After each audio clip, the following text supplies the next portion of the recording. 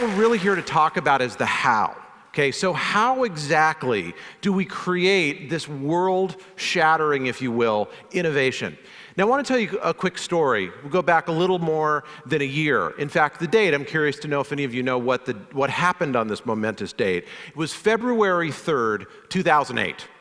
Anyone remember what happened February 3rd, 2008? Super Bowl. I heard it over here. It was the date of the Super Bowl.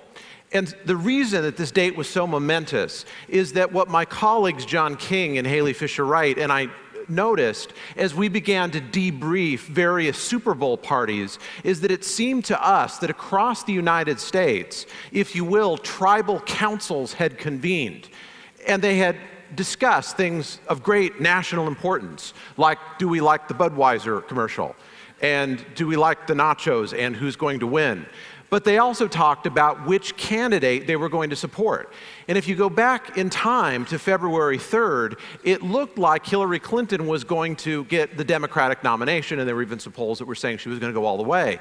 But when we talked to people, it appeared that a funnel effect had happened in these tribes all across the United States. Now, what's a tribe? Tribe is a group of about 20, so kind of more than a team, 20 to about 150 people. And it's within these tribes that all of our work gets done. But not just work, it's within these tribes that societies get built, that important things happen.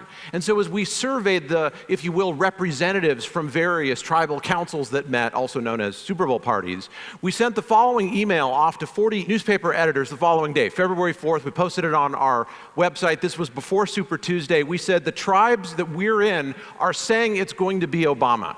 Now, the reason we knew that was because we spent the previous 10 years studying tribes, studying these naturally occurring groups. All of you are members of tribes. In walking around at the break, many of you had met members of your tribe, and you were talking to them. And many of you were doing what great, if you will, tribal leaders do, which is to find someone who's a member of a tribe and to find someone else who's another member of a different tribe and make introductions. That's, in fact, what great tribal leaders do.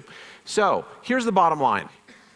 If you focus in on a group like this happens to be a USC game, and you were to zoom in with one of those super satellite cameras and do magnification factors so that you could see individual people, you would in fact see not a single crowd, just like there's not a single crowd here, but you would see these tribes that are then coming together, and from a distance, it appears that it's a single group. And so people form tribes. They always have, they always will. Just as fish swim and birds fly, people form tribes. It's just what we do. But here's the rub. Not all tribes are the same. And what makes the difference is the culture. Now here's the net out of this. You're all a member of tribes. If you can find a way to take the tribes that you're in and nudge them forward along these tribal stages to what we call stage 5, which is the top of the mountain. But we're going to start with what we call stage 1. Now, this is the lowest of the stages. You don't want this, okay? This is a bit of a difficult image to put up on the screen, but it's one that I think we need to learn from. Stage 1 produces people who do horrible things. This is the kid who shot up Virginia Tech. Stage 1 is a group where people systematically sever relationships from functional tribes and then pool together with people who think like they do. Stage 1 is literally the culture of gangs, and it is the culture of prisons. Now again, we don't often deal with stage 1, and I want to make the point that as members of society, we need to. It's not enough to simply write people off. But let's move on to stage 2.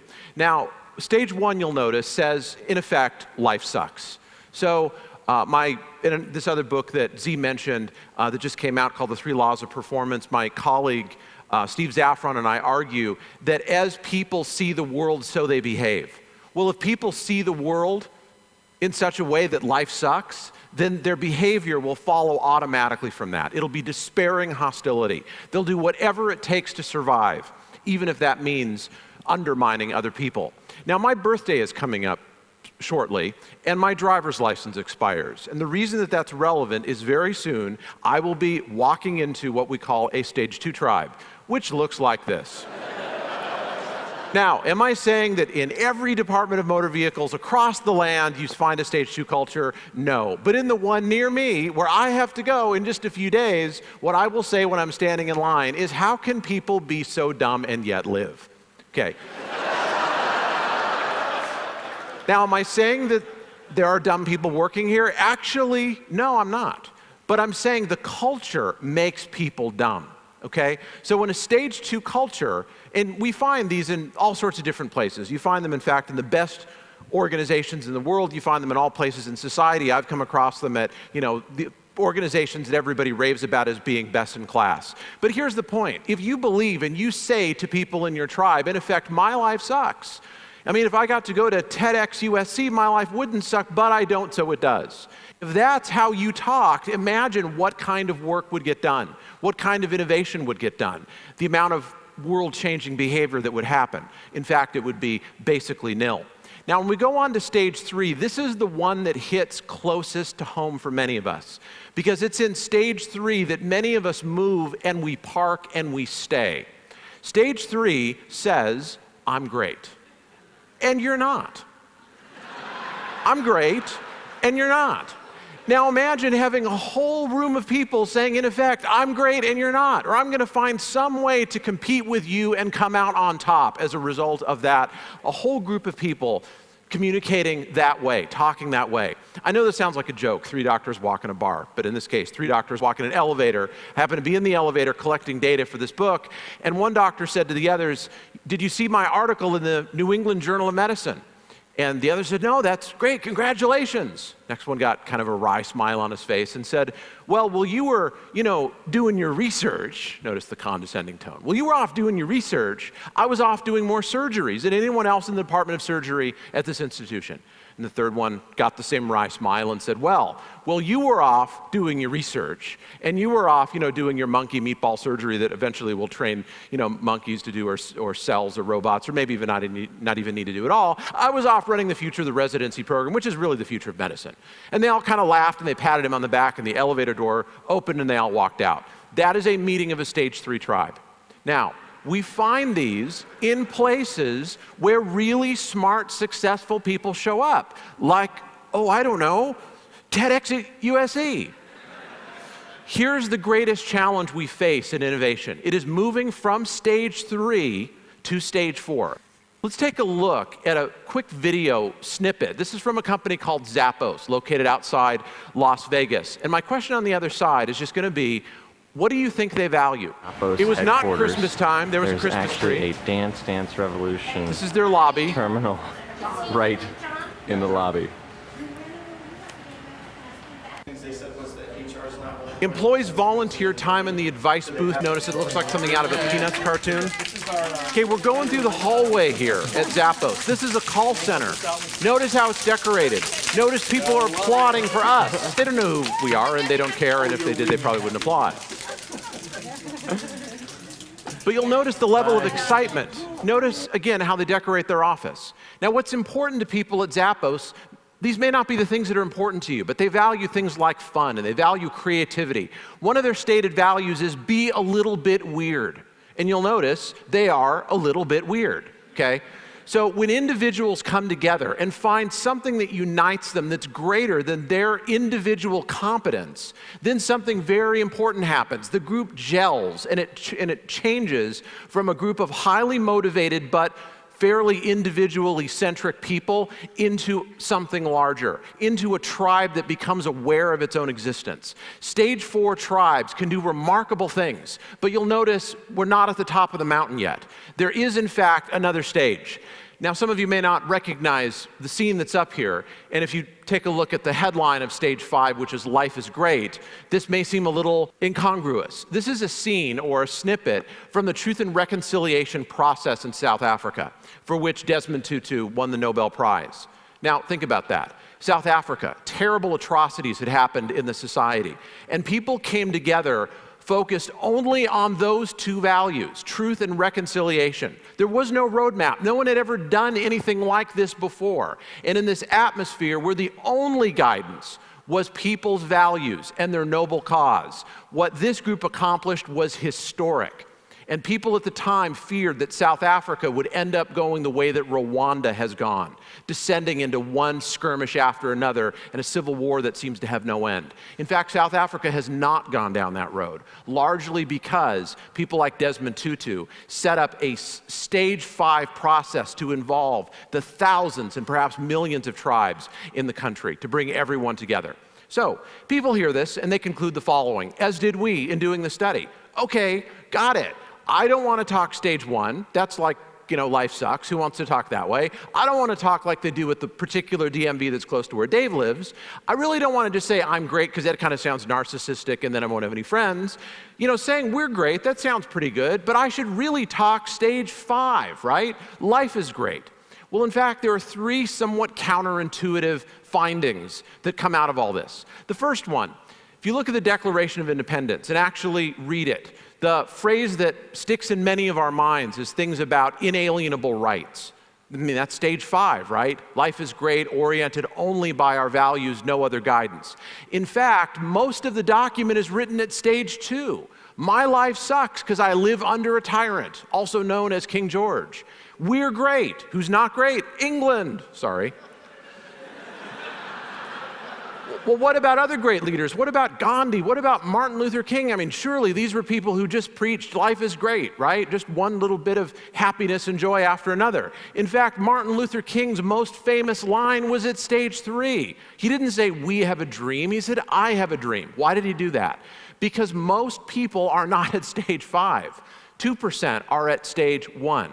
About 25% are at stage 2, saying in effect, my life sucks. 48% of working tribes say, these are employed tribes, say I'm great and you're not, and we have to duke it out every day, so we resort to politics. Only about 22% of tribes are at stage 4, oriented by our values, saying we're great and our values are beginning to unite us. Only 2% of tribes get to stage 5, and those are the ones that change the world. So the first little finding from this is that leaders need to be able to talk all the levels so that you can touch every person in society.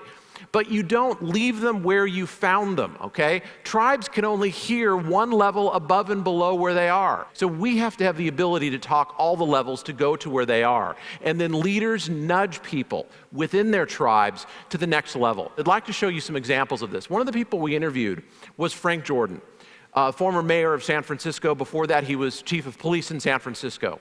And he grew up essentially in stage 1. And you know what changed his life? It was walking into one of these, a boys and girls club. Now, here's what happened to this person who eventually became mayor of San Francisco. He went from being alive and passionate at stage 1, remember, life sucks, despairing hostility, I will do whatever it takes to survive, to walking into a boys and girls club, folding his arms, sitting down in a chair and saying, wow, my life really sucks. I don't know anybody. I mean, if I was into boxing like they were, then my life wouldn't suck, but I don't, so it does. So I'm going to sit here in my chair and not do anything. In fact, that's progress. We move people from stage 1 to stage 2 by getting them in a new tribe and then over time, getting them connected. So what about moving from stage 3 to stage 4? I want to argue that we are doing that right here. TED represents a set of values. And as we unite around these values, something really interesting begins to emerge. If you want this experience to live on as something historic, then at the reception tonight, I'd like to encourage you to do something beyond what people normally do and call networking, which is not just to meet new people and extend your reach and extend your influence, but instead find someone you don't know and find someone else you don't know and introduce them. That's called a triadic relationship. See, people who build world-changing tribes do that. They extend the reach of their tribes by connecting them, not just to myself so that my following is greater, but I connect people who don't know each other to something greater than themselves. And ultimately, that's to their values. But we're not done yet, because then how do we go from stage 4, which is great, to stage 5? The story that I like to end with is this. It comes out of a place called the Gallup organization. You know, they do polls, right? So at stage 4, we're great. Who's not great? Pretty much everybody else who does polls. Okay, if Gallup releases a poll on the same day that NBC releases a poll, people pay attention to the Gallup poll. Okay, we understand that. So they were bored. They wanted to change the world. So here was the question someone asked. How could we, instead of just polling, what Asia thinks or what the United States thinks or who thinks what about Obama versus McCain or something like that, what does the entire world think? And they found a way to do the first ever world poll. They had people involved who were Nobel laureates in economics, who reported being bored. And suddenly they pulled out sheets of paper and were trying to figure out, how do we survey the population of sub-Saharan Africa? How do we survey populations that don't have access to technology and speak languages we don't speak, and we don't know anyone who speaks those languages? Because in order to achieve on this great mission, we have to be able to do it. Incidentally, they did pull it off, and they released the first ever world poll. So I'd like to leave you with these thoughts. First of all, we all form tribes, all of us. You're in tribes here. Hopefully you're extending the reach of the tribes that you have. But the question on the table is this: what kind of an impact are the tribes that you are in making? You're hearing one presentation after another, often representing a group of people, a tribe, about how they have changed the world. If you do what we've talked about, you listen for how people actually communicate in the tribes that you're in, and you don't leave them where they are, you nudge them forward. You remember to talk all 5 culture stages because we got people in all 5 around us. Then the question I'd like to leave you with is this: will your tribes change the world? Thank you very much.